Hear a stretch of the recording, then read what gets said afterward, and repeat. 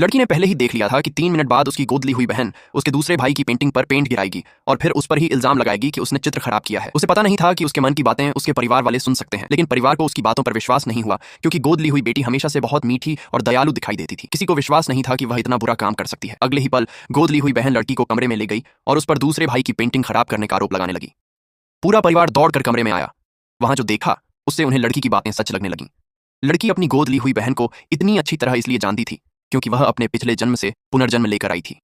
पिछले जीवन में जब उसके माता पिता उसे घर लाए थे, तब से ही गोद ली हुई बहन उसे घर से निकालने की कोशिश करती रही। उसने बड़े भाई की कंपनी को बर्बाद कर दिया था और दूसरे भाई को बदसूरत बना दिया था। फिर सारी गलती लड़की पर डाल दी। परिवार को लगा कि लड़की ही बदकिस्मती लेकर आई है, लेकिन अगले ही पल लड़की का पुनर्जन्म उसी दिन हो गया जब उसके माता पिता उसे अनाथालय लेने आए थे। इस बार वह सावधान थी। उसने अपने बैग से 10,000 रुपये निकालकर कंबल के नीचे छुपा दिए, क्योंकि पिछले जन्म में गोद ली हुई बहन और एक केयर टेकर ने उसे इसी तरह पैसों की चोरी का झूठा इल्जाम देकर बदनाम किया था। थोड़ी देर बाद उसकी मां दौड़ती हुई आई और उसे गले लगा लिया।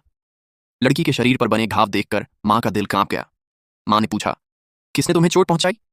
लड़की ने मन ही मन कहा कि गोद ली हुई बहन ने अनाथालय में बहुत से लोगों को रिश्वत दे रखी थी।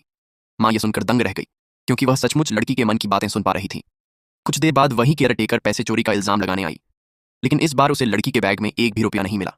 लड़की के अनाथालय में झेले दुखों को सोचकर मां ने गुस्से में बॉडीगार्ड को केयर टेकर को सजा देने का आदेश दिया।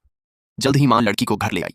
जैसे ही वे दरवाजे पर पहुंचे, माता पिता ने लड़की की मन की बात फिर सुनी कि गोद ली हुई बहन खुद को कमरे में बंद कर लेगी और भूखे रहने का नाटक करेगी ताकि उसके आने का विरोध दिखा सके। और माता पिता यह सोचते रहेंगे कि वह वाकई भूखी है या नाटक कर रही है। उसी समय बड़े भाई ने खबर दी कि गोद ली हुई बहन भूख हड़ताल पर है। उधर बाकी दोनों भाई उसे खाने के लिए मना रहे थे।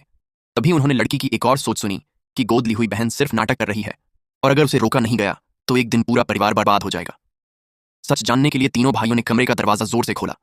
अंदर देखा कि गोद ली हुई बहन भूखे रहने का नाटक कर रही थी। यह देखकर माता पिता बहुत नाराज हुए और उसे डांट दिया। लड़की के नीचे जाते ही परिवार ने फैसला किया कि आगे से वे ऐसे दिखाएंगे मानो वे उसके मन की बातें नहीं सुन सकते।